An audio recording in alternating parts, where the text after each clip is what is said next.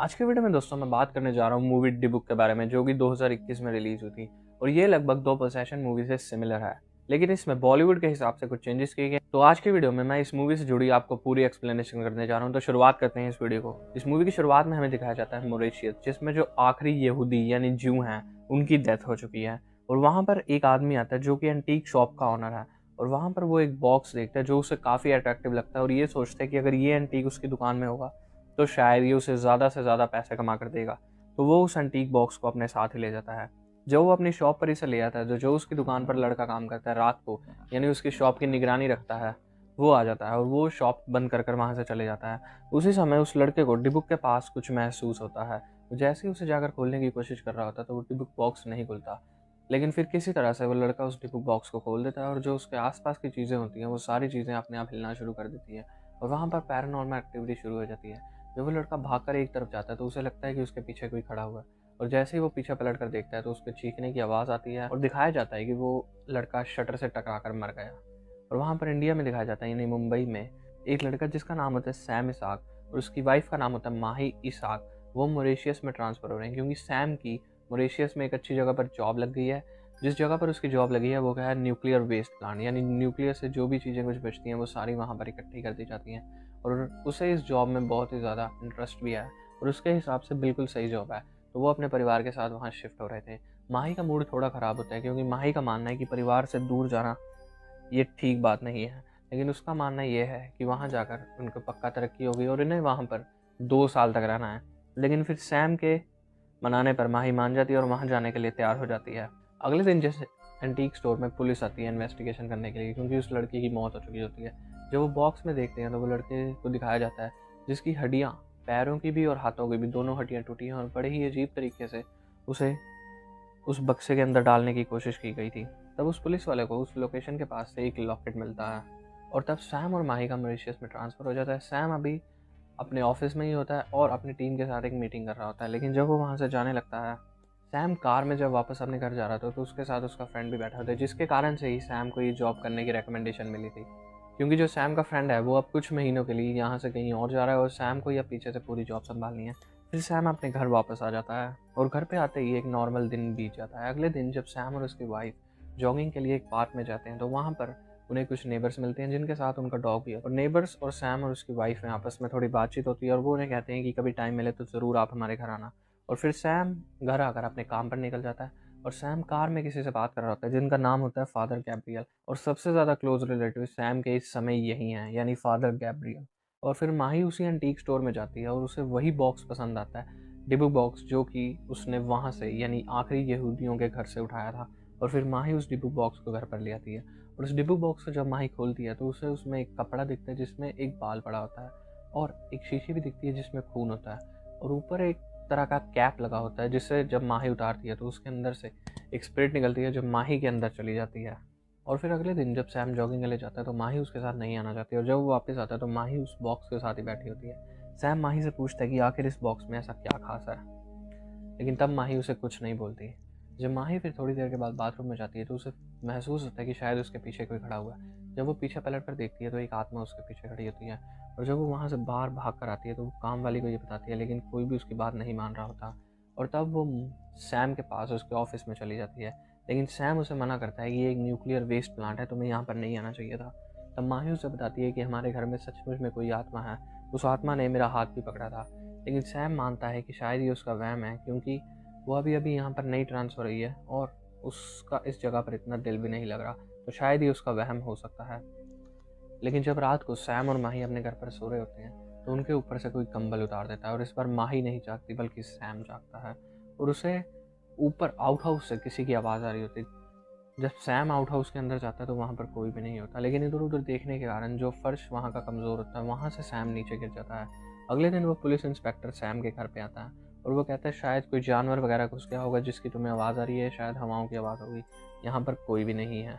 और फिर उसी दिन जो फादर गैब्रियल होते हैं वो सैम के घर पर आ जाते हैं और वो सैम से मिलकर बहुत खुश होते हैं। तब सैम उन्हें अपने घर लेकर जा रहा होता है और वहाँ पर सैम के घर में माही अलमारी के अंदर जब अपने कपड़े देख रही होती है तो उसे किसी का सिर वहाँ पर पड़ा हुआ दिखता है जिसे माही देखकर बहुत बुरी तरह से डर जाती है। और तब सैम और फादर गैब्रियल अपने घर पहुँच जाते हैं जब फादर गैब्रियल सैम के घर के अंदर सबसे पहले जाते हैं तो सबसे पहले उन्हें वो डिबुक बॉक्स दिखता है और सैम माही को ढूंढ रहा होता है, लेकिन माही उसे उसी आउट हाउस में मिलती है जहाँ पर रात को सैम गया था और वो बेहोश होती है। तब सैम माही को डॉक्टर के पास ले जाता है, लेकिन डॉक्टर कहते हैं ये सिर्फ हल्की सी कमजोरी के कारण बेहोशी है और कुछ भी नहीं। तब फादर गैब्रियल सैम को उस डिबुक बॉक्स के बारे में बताते हैं, कहते हैं कि वो कोई आम चीज़ नहीं है जो ऐसे ही किसी के घर पर मिल जाए। डिबुक बॉक्स का यूज़ यहूदियों में होता था और वो हमेशा डिबुक बॉक्स के अंदर एक आत्मा को कैद रखते थे। लोगों की ये मान्यता है कि डिबुक बॉक्स को अभी खोलना नहीं चाहिए क्योंकि उसके अंदर आत्मा कंफर्म होती है। वैसा या तो बदले के लिए करते थे या अपनी किसी चाह के लिए। और जो डिबुक बॉक्स के ऊपर कुछ वर्ड्स लिखे होते हैं तो फादर गैब्रियल उस वर्ड्स की फ़ोटो अपने दोस्त को भेजते हैं। जब उनके दोस्त का फ़ोन आता है तो वो उन्हें कहते हैं कि इस मामले में मैं तुम्हारी कुछ मदद नहीं कर सकता। एक ही आदमी है जो कि तुम्हारी मदद कर सकता है, वो है राबी बेन्यामिन। और तब सैम राबी बेन्यामिन से मिलने चले जाता है और वो उन्हें बताते हैं कि डिबुक बॉक्स का घर पर देखना एक पैरानॉर्मल घटना तो हो ही सकती है, लेकिन इसका तुम्हारे या तुम्हारी वाइफ के ऊपर इफेक्ट नहीं पड़ेगा क्योंकि डिबुक बॉक्स की आत्मा सिर्फ उन्हीं को पोसेस्ट कर पाती है जिनकी आत्मा उनके शरीर से ना जुड़ी हो, यानी न्यूबॉर्न बेबी या जो एक बहुत ही गहरे सदमे से अभी अभी जूझा हो, उसी के साथ वो आत्मा जुड़ सकती है, ऐसे ही किसी के साथ नहीं। तब वो कहते हैं कि तुम और तुम्हारी वाइफ पूरी तरह से सेफ हैं और ऐसी कोई डरने वाली बात नहीं है। तब सैम वहाँ से जाने लग जाता है, लेकिन तभी वहाँ पर आते हैं राबी मार्कस और तभी माही सैम को फ़ोन करती है और वो उन्हें बताती है कि वो प्रेग्नेंट है। तभी राबी बेन्यामिन उसे कहते हैं कि अब तुम रुको, शायद हो सकता है कि अब डिबुक बॉक्स की आत्मा ने तुम्हारी वाइफ को पोसेस्ट कर दिया हो क्योंकि तुम्हारी वाइफ प्रेग्नेंट है और मैंने अभी अभी बताया था कि वो आत्मा सिर्फ उन्हीं पर कब्जा करती है। और थोड़े दिनों में दिखाया जाता है कि राबी बेन्यामिन की मौत हो गई और फिर राबी मार्कस से सैम सलाह लेता है कि उसे क्या करना चाहिए। तब मार्कस उसे कहता है कि जो बेटा उसकी कोख में पल रहा है वो तुम्हारा बेटा नहीं है बल्कि वो उस डिबुक की आत्मा है। अब तुम ये समझ लो कि सिर्फ उसके अंदर डिबुक ही पल रहा है जो कि अपना ही काम करवाएगा जो वो चाहता है, इसलिए तुम उससे अट्रैक्शन बिल्कुल मत जोड़ना। लेकिन वो कहता है कि मैं अभी तो कुछ नहीं कर सकता क्योंकि मेरी अभी शिक्षा थोड़ी रहती है इस बारे में, थोड़ा टाइम लग जाएगा मेरी शिक्षा पूरे होने में। तब तक तुम अपनी वाइफ के पास वापस चले जाओ और उसे बिल्कुल शक मत होने देना कि तुम्हें कुछ भी पता है, और जैसे ही तुम घर जाओगे वहाँ पर जितनी भी शीशे की चीज़ें होंगी उन सबको तोड़ देना। वो शीशे उतारने के लिए उसे इसलिए कहता है क्योंकि शीशों वाली जगह पर उस डिबुक की आत्मा ज़्यादा एक्टिव होती है।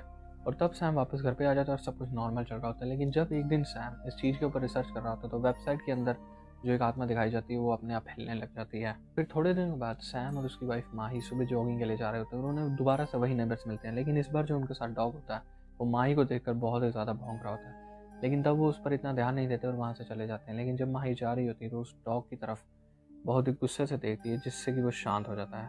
और उसी दिन रात को माही उस डॉग को मार देती है और उसका सिर एक बोरी में डालकर अपने साथ लेकर जा रही है और उसके हाथ में सैम का आईडी कार्ड भी होता है। तब सैम उसका पीछा करने लग जाता है और जहाँ जहाँ वो जा रही होती है उसके पीछे पीछे जा रहा होता है। माही थोड़ा सा और आगे जाती है तो वहाँ पर मार्कस आ जाता है और मार्कस उसके सिर के ऊपर हाथ रखकर उसे बेहोश कर देता है, लेकिन बेहोश करने से पहले उससे कुछ सवाल पूछता है जिसका वो जवाब देती है। वो यहूदियों की भाषा में वो सवाल करता है और अगर कोई आत्मा उसके अंदर है तो सिर्फ वही जवाब दे सकती है। और अगले दिन मार्कस उस घर में जाता है जहाँ से उस एंटीक स्टोर ओनर ने डिबुक का बॉक्स उठाया था, क्योंकि वो जानना चाहता है कि एक्चुअल में उस डिबुक बॉक्स के अंदर किसकी आत्मा है और वो किस चीज़ का बदला लेना चाहती है। जब वो वहाँ पर जाता है तो वो एक किताब ढूंढ रहा होता है, लेकिन वहाँ पर दो लड़के होते हैं और एक लड़के को उसी आत्मा ने पोसेस्ट किया होता है। तो वो उसकी तरफ बढ़कर आ रही होती है, लेकिन तभी मार्कस नोट करता है कि उसके गले में उसका लॉकेट नहीं है। तो वो दरवाजे से बाहर चले जाता है और फिर अपना लॉकेट उठाकर वापस आता है और उस आत्मा के सामने रख देता है और वो डरकर वहाँ से भाग जाती है। और वो किताब भी वहीं पर पड़ी होती है और वो किताब को उठा लेता है। उस किताब में अब्राहम इज़रा और नोरा की प्रेम कहानी के बारे में बताया होता है कि कैसे अब्राहम इज़रा और नोरा एक दूसरे से प्यार करते थे, लेकिन उन दोनों के माँ बाप नहीं चाहते थे इनकी कभी शादी हो। लेकिन इस बात से अब्राहम और नोरा को कोई फ़र्क नहीं पड़ रहा था, वो दिन ब दिन एक दूसरे के क्लोज आ रहे थे। एक दिन जब वो बरसात आ रही थी तो वो कार में एक दूसरे के बहुत ही ज़्यादा क्लोज आ गए थे और जिसके कारण नोरा प्रेग्नेंट हो गई थी। लेकिन जैसे ही ये बात अब्राहम के फादर को पता लगी वो उसे अपने साथ अपने ही आइलैंड पे ले गए जहाँ पर वो काम करते थे।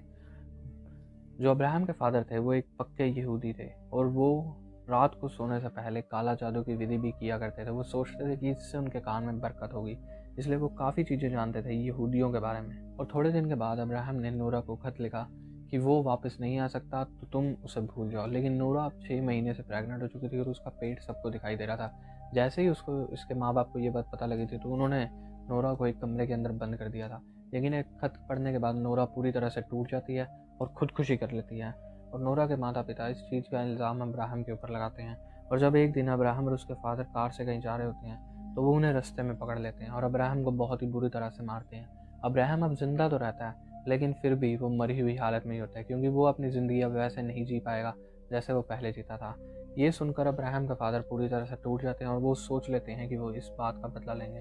तब वो डिबुक बॉक्स को वहाँ पर ले आते हैं और अब्राहम की आत्मा के साथ वो विधि करते हैं और अब्राहम की आत्मा को उस डिबुक बॉक्स के अंदर कैद कर देते हैं और लोगों को ये दिखाने के लिए एक नकली लाश को ज़मीन के अंदर गाड़ देते हैं ताकि किसी को शक ना हो।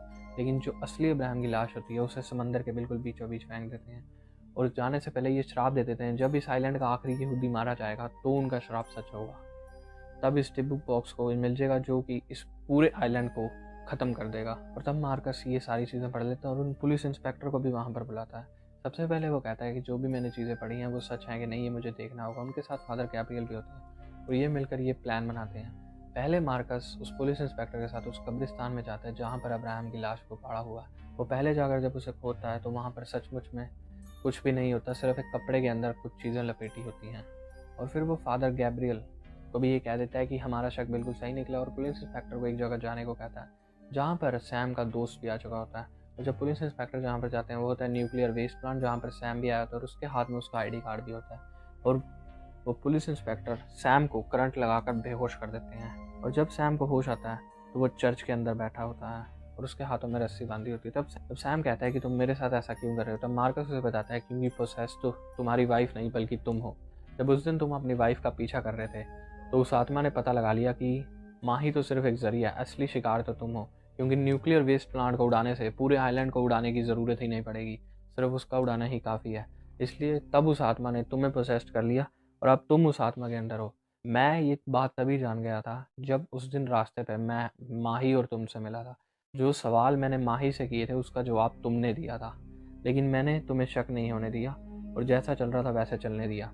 तब अब्राहम ने फादर गैब्रियल और इंस्पेक्टर के साथ मिलकर जो प्लान बनाया था उसके मुताबिक वो 10 यहूदियों को भी बुला लेता है जो कि उसके साथ उसे पढ़ते रहेंगे ताकि वो आत्मा इस चर्च से बाहर नहीं जाने लग जाए। और उसके सामने डिबुक बॉक्स भी रखा होता है। तब वो सबको बाहर जाने को कह देते हैं, 10 यहूदियों, खुद को, माही और सैम के अलावा।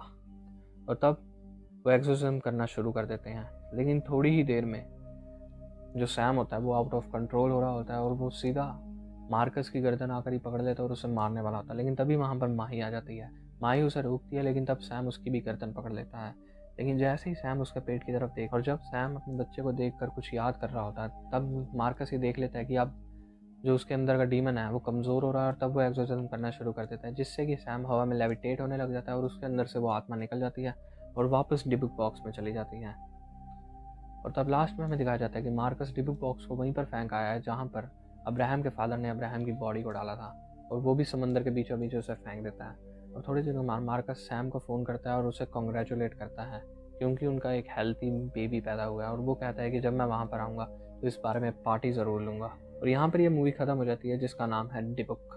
इस मूवी के डायरेक्टर थे JK और इस मूवी के प्रोड्यूसर थे भूषण कुमार। इस मूवी में मेन स्टार कास्ट थे इमरान हाशमी, निकिता दत्ता, अनिल जॉर्ज, मानव कौल, यूरी सूरी और इमाद शाह। ये मूवी रिलीज हुई थी 29 अक्टूबर 2021 को और इसे IMDb पर रेटिंग मिली है 5.1। इसका बजट और बॉक्स ऑफिस कलेक्शन तो नहीं लग पाएगा क्योंकि ये डायरेक्टर और प्रोड्यूसर की तरफ से रिवील भी नहीं हुई, लेकिन जो इसका आइडिया है वो है 10 से 12 करोड़ इसका बजट और जितने में इन्होंने राइट्स बेचे होंगे Amazon प्राइम वीडियो वो है लगभग 25 से 26 करोड़। अगर ये वीडियो पसंद आई दोस्तों से वीडियो को लाइक कर देना, मेरे चैनल को सब्सक्राइब। मिलते हैं आपसे अगली वीडियो में, तब तक के लिए गुड बाय।